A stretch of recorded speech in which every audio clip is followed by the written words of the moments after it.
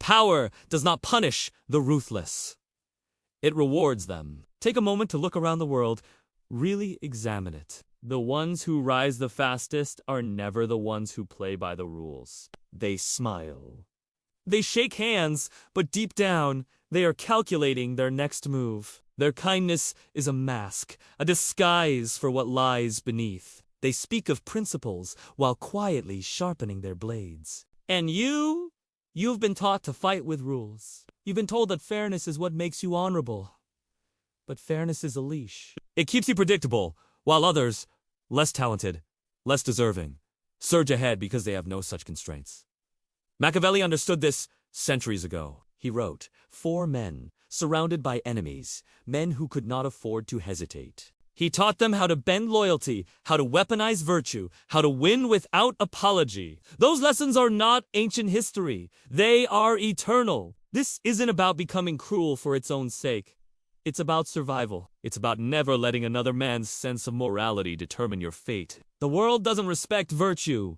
It respects results. The world doesn't care about what's fair. It only cares about what works. Because if you don't take what's yours, someone weaker but bolder will. You've been conditioned to believe that strength lies in fairness, that decency will eventually reward you. But history tells a different story, a colder, harder one. Every empire, every dynasty, every corporation that dominates today was built not on fair play but on ruthless advantage seized without hesitation.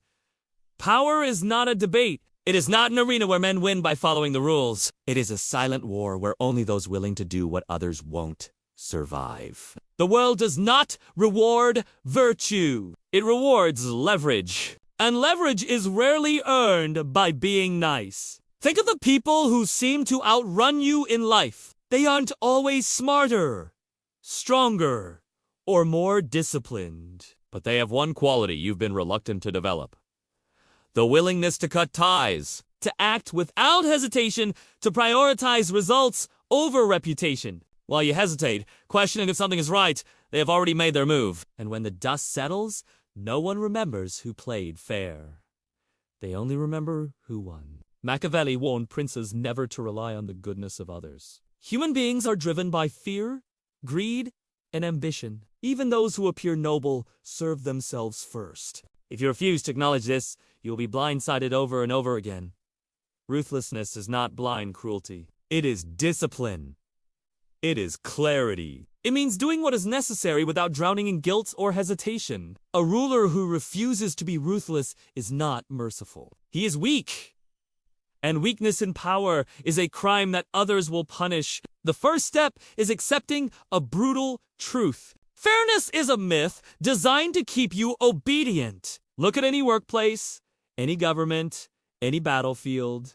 Do the honest and generous rise to the top? Or are they used, discarded, and forgotten, while the cold and decisive carve out power? Stop lying to yourself. Stop believing that the world will respect you for following rules you didn't even write. If you want to be free, if you want to command rather than serve, you must let go of the childish belief that people will treat you as you treat them.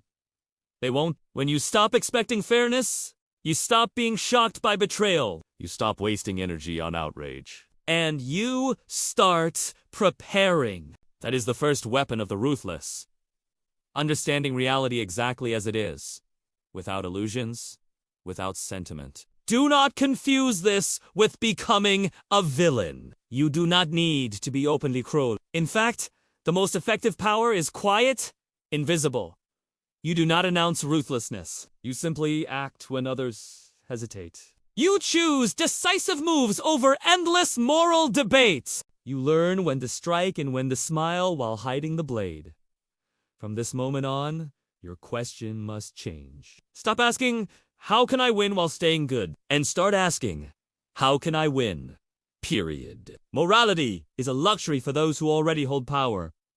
For everyone else, it is a cage. Machiavelli wrote, "It is better to be feared than loved if you cannot be both." But he also understood that fear does not mean open terror. It means respect. It means no one doubts your willingness to do what is necessary.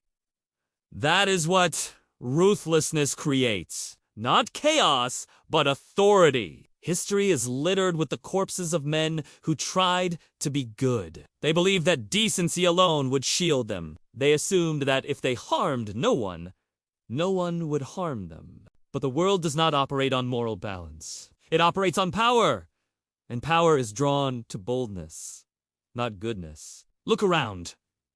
The people who advance the fastest are rarely the purest. They are the ones who move without hesitation, who refuse to ask permission, who act as though they are inevitable. This is the great secret of power. People believe in what appears certain. Even lies become truth when spoken with authority. Even weakness looks like strength when carried with enough confidence. It's the people who dare to take what others hesitate to snatch that rise. Their cruelty doesn't always appear in the open, but it's evident in their actions. Where you see kindness, they see opportunity. Where you pause to question, they strike with certainty, unburdened by guilt. You see, power thrives on decisiveness. The weak ponder, the strong act. And it is not always strength of the body, but the strength of resolve that propels some to the top. When you stop expecting fairness, you stop being shocked by betrayal. You stop wasting energy on outrage, and you start preparing. That is the first weapon of the ruthless. Understanding reality exactly as it is, without illusions, without sentiment. The world does not reward you for following rules, for playing fair. It rewards those who move quickly, decisively, and without hesitation.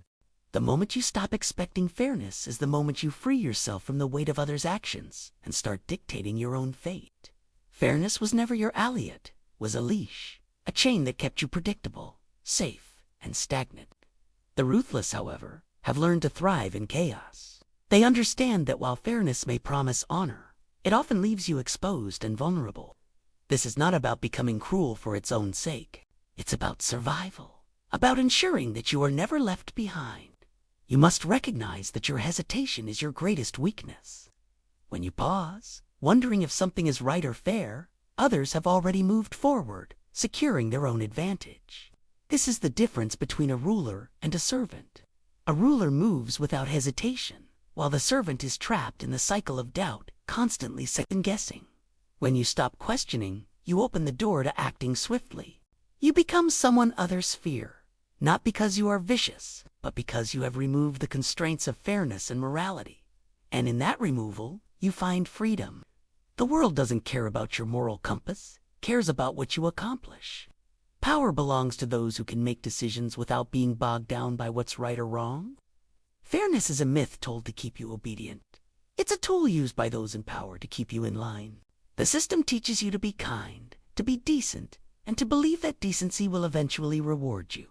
But history, the one that has already been written, tells a very different story. Look around at the leaders who rose to power, not because they followed the rules, but because they bent them to their will.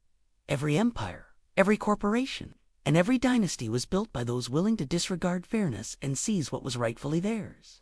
The real question you should be asking is not, how can I win while staying good? But how can I win? Period. That is the defining question for anyone who seeks power. It is the question Machiavelli asked, and it is the question that remains timeless. Ruthlessness does not always involve violence. It involves the willingness to act when others hesitate, to make a move while others are still considering the consequences. It's about recognizing that hesitation, doubt, and overthinking are the tools of the weak. The strong act, they strike decisively, and they do so with the full understanding that the only way to control your destiny is to refuse to be controlled by anyone else's sense of morality. When others doubt, you must act with conviction. The world doesn't reward those who wait for approval. It rewards those who forge their path without asking for permission.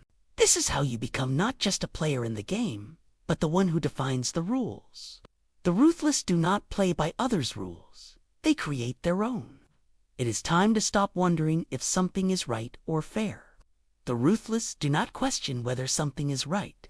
They simply ask, what will make me stronger? What will take me closer to power? Those questions, and the answers they yield, will guide you to your ultimate victory. It's not about being loved or even liked. It's about being feared and respected. It's about becoming so resolute, so unshakable in your actions, that no one dares challenge you. When you choose to act decisively, you will become someone who is above reproach, someone who commands the respect of those around them. It doesn't matter whether your actions are perceived as fair or not. What matters is that you control the narrative, and you control the consequences. It's no longer about doing the right thing. It's about doing what works. People will learn that crossing you comes at a high cost. It will no longer be about who is right or wrong, but about who has the strength to carry their will through to the end. You will no longer be caught in moral debates, because you will be the one setting the terms.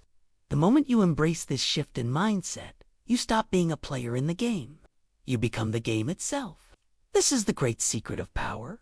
People believe in what appears certain. Even lies become truth when spoken with authority.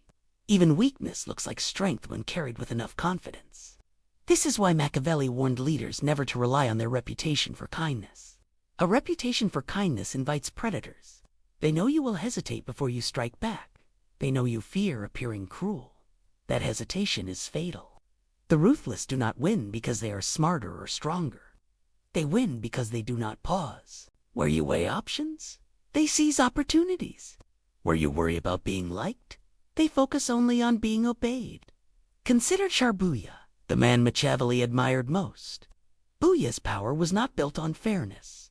It was built on calculated terror. He eliminated rivals, not openly, but with precision.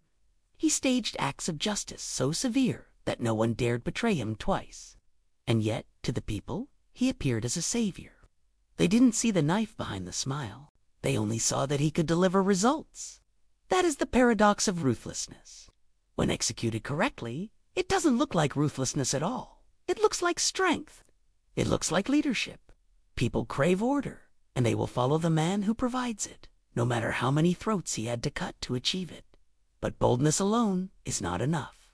Unfocused aggression burns bright and then burns out. Machiavellian ruthlessness is deliberate. It chooses its targets carefully. It knows when to strike, and just as importantly, when to stop. You are not trying to destroy everyone. You are trying to ensure that no one can destroy you. Ask yourself in your life right now, who benefits from your hesitation? Who moves forward while you remain still? Paralyzed by the question, what will people think? Those people are not burdened by such doubts. They understand the game. They are willing to use your conscience as a weapon against you. You can remain their victim, or you can step into the arena on their terms. This does not mean becoming cruel for its own sake. It means refusing to let outdated notions of fairness prevent you from taking what you deserve. Do not mistake this for arrogance. True ruthlessness is not loud. It does not broadcast its intentions. It moves like a shadow, quiet, precise, unseen, until it's too late. By the time people realize what has happened, you are already beyond their reach. The lesson is clear. Stop performing goodness in the hope of reward. The world does not give points for effort. It follows the man who makes decisions without flinching. Speak with certainty, act with speed, and never apologize for your ambition. When others sense you are willing to do what they will not, they will stop competing with you and start fearing you. Machiavelli understood that it is far safer to be feared than loved. Not because fear is better in itself, but because it keeps your enemies honest. A man who fears you cannot betray you without trembling. A man who merely loves you will turn against you the moment love becomes inconvenient.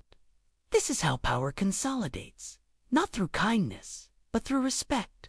And respect is born from boldness, not goodness. There is a dangerous illusion in trying to be endlessly fair, endlessly kind, endlessly forgiving.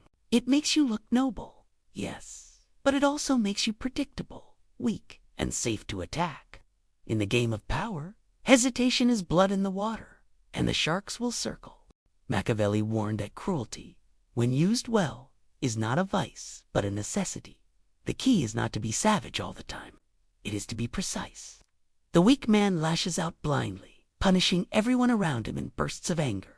The powerful man is patient. He waits, watches, and chooses his moment carefully. When he finally acts, his strike is so sharp, so absolute, that no one dares challenge him again. Strategic cruelty is not endless violence. It is concentrated violence, a single decisive blow that removes the threat permanently. History is full of leaders who failed because they tried to appease enemies instead of destroying them. They spared opponents who later returned stronger. They punished in small doses, creating resentment without fear. They were merciful at the wrong time and merciless when it was already too late. Mercy is admirable, but only when you're in complete control. When someone challenges you directly, do not respond with half measures. Do not wound your enemy. Eliminate them. A rival who survives your blow becomes bitter, patient, and determined to see you fall. Far better to end the matter decisively and make an example so strong that others will think twice before daring to test you. The appearance of cold resolve does more to protect you than 1,000 friendly smiles. But cruelty must be intelligent, never emotional. If you punish out of anger, you make mistakes. If you strike out of fear, you reveal weakness. Strategic cruelty is not about rage. It is about control. You act not because you are overwhelmed, but because you have calculated that this one brutal move will prevent 10 future problems. In your own life, this principle holds true in smaller, subtler ways. Cut off toxic people completely instead of tolerating them in small doses. Fire the employee who openly undermines you instead of giving endless warnings. End a betrayal so thoroughly that no one dares repeat it. When others see that you are capable of acting decisively, capable of being cold when necessary, they will treat you with caution. Your reputation will do most of the work for you. People will think twice before crossing someone who is not afraid to take hard actions. And ironically, that means you'll need to use cruelty less often. The greatest rulers of history were not those who never used cruelty. They were those who used it once at the right time, in the right way, and then ruled in relative calm because no one wanted to provoke them again. They understood that power demands both a velvet glove and an iron fist. But the fist must be real, not symbolic. In your pursuit of strength, stop trying to win people's approval with endless fairness. The masses do not truly respect those who are always nice. They respect those who are strong enough to enforce their will. Your task is not to be loved. It is to be feared just enough that love becomes optional. Strike rarely, strike hard, and when you strike, do it so completely that the enemy cannot rise again. This is not brutality for its own sake. Mercy has its place, but only when it costs you nothing. Power does not only live in what you do. If you dominate the story, you dominate reality. Kings have fallen not because they were weak, but because they let their enemies write the tale of their weakness first. The masses rarely see the truth. They see the version of truth that is told the loudest, told the earliest, and repeated without challenge. This is why true operators do not merely act. They make betrayal look like loyalty, conquest look like defense, and ambition look like duty. The timid believe actions speak for themselves. They don't. Actions are mute until words give them meaning.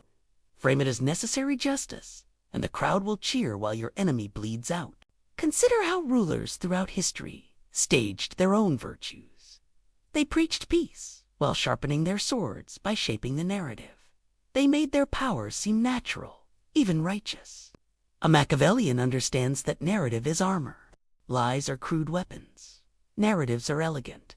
Instead of denying your schemes, drown them in a greater story. Hand them a script, and they will read it out loud on your behalf. It is achieved by planting the story early, whispering it into the right ears, and letting it spread as if it were born from the crowd itself. The most dangerous narrative is the one that seems to have no author. If they can't trace it to you, they can't fight it. Let them. If you've shaped the story well enough, their warnings will sound paranoid, even unhinged. You don't destroy their accusations with counterarguments. Turn their truth into a joke, and they'll choke on their own outrage. Make them appear reckless before they act, greedy before they take, and cruel before they even lift a finger. Then, when they finally move against you, the world will nod and say, "We knew it all along." Their actions will confirm your story, not theirs. In this game, every action must have a shadow, a carefully crafted tale attached to it before it leaves your hand.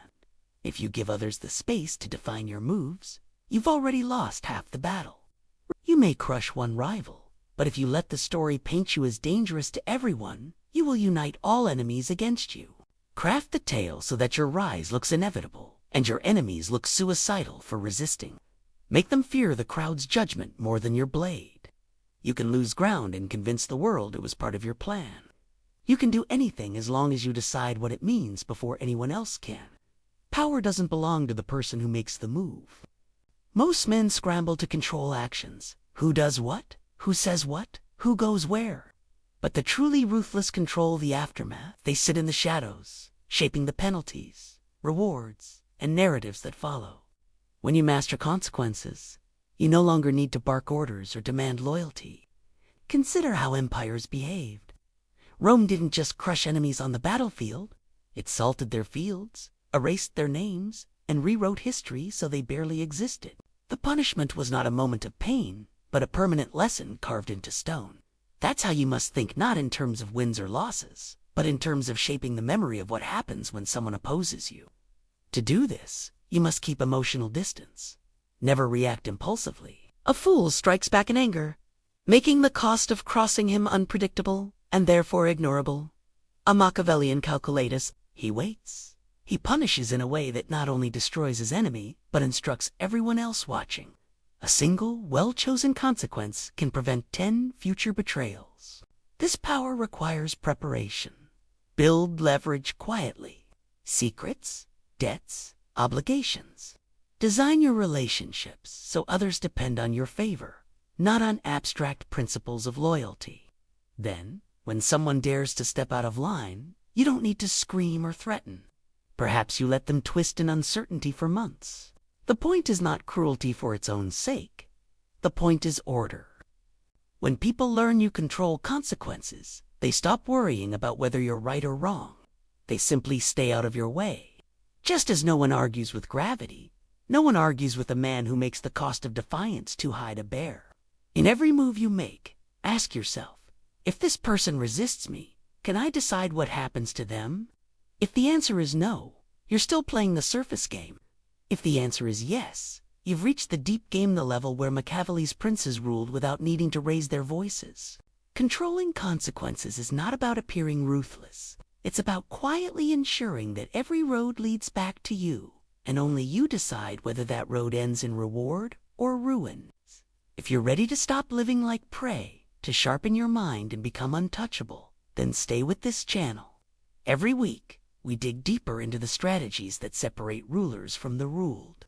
Like this video, share it with someone who needs to hear the truth, and subscribe so you never miss the next lesson. Because the world is not getting softer, and if you don't learn to be ruthless, someone ruthless will learn to control you.